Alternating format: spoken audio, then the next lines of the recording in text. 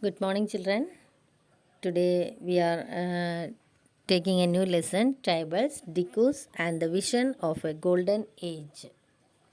Here, actually, you know that the tribals are lived in the inside of the forest. Different types of tribal groups are lived in the forest. Here, we want to study one man, that is, he belonged to the Munda dynasty or a Munda tribal group. In 1895, he roaming the forest and villages of Chota Nagpur in Jharkhand state. And all the peoples are said that he had a powerful man. That means he had a miraculous powers. Miraculous powers, they meant that he could cure all diseases and multiply the grain. And he himself declared that God had appointed him to save his people from troubles and free them from the slavery of the Dicus. Here, the word Dicus means they were the outsiders. Then many followers also this man, and they also believing that he was a Bhagavan or God, and he had the power to solve their problems, all their problems. Actually, he was born in a family of Munda tribal group, and the followers included other tribals of the region like the Santals and the Orons also included, they also the followers of Birsa Munda. All of them in different ways were unhappy with the changes they were experiencing and the problems they were facing under British rule. That means these tribal groups also under the rule of the Britishers. That's why the peoples were unhappy. Their familiar ways of life seemed to be disappearing. Their livelihoods were also under threat. Then their religion appeared to be in danger. That's why the peoples are unhappy. Here, what are the problems did Birsa set out to resolve? That is our question.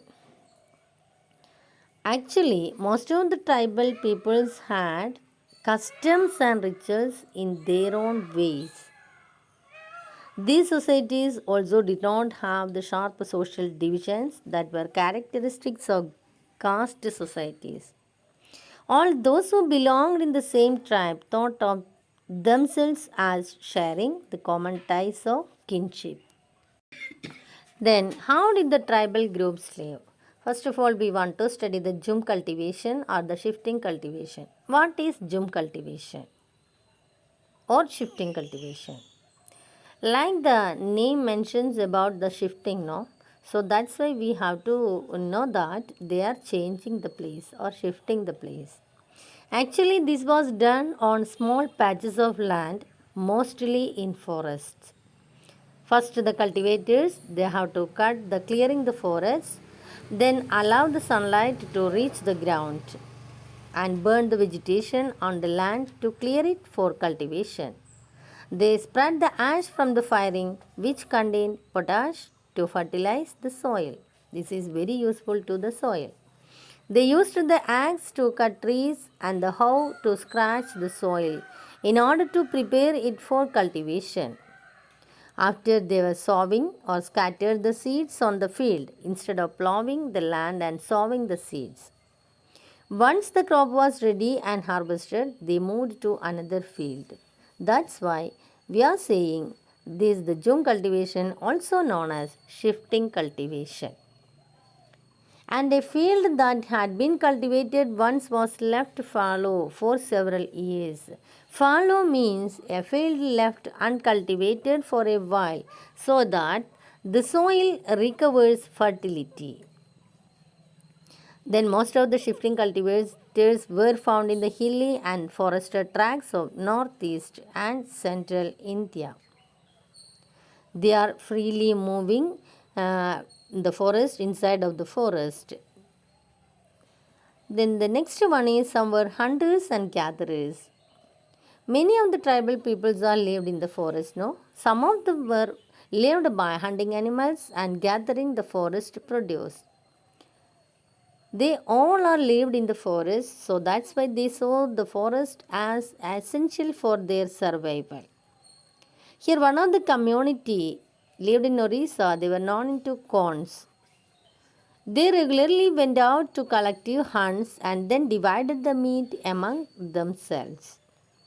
And they also collect different types of fruits and roots of the plants.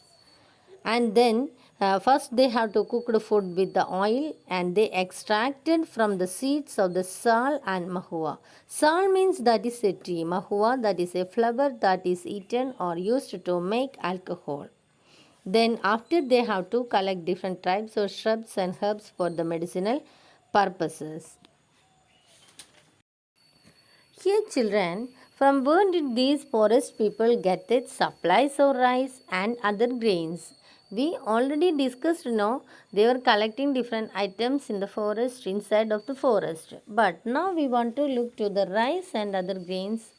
Then at times they exchanged some goods, getting what they needed in return for their valuable forest produce.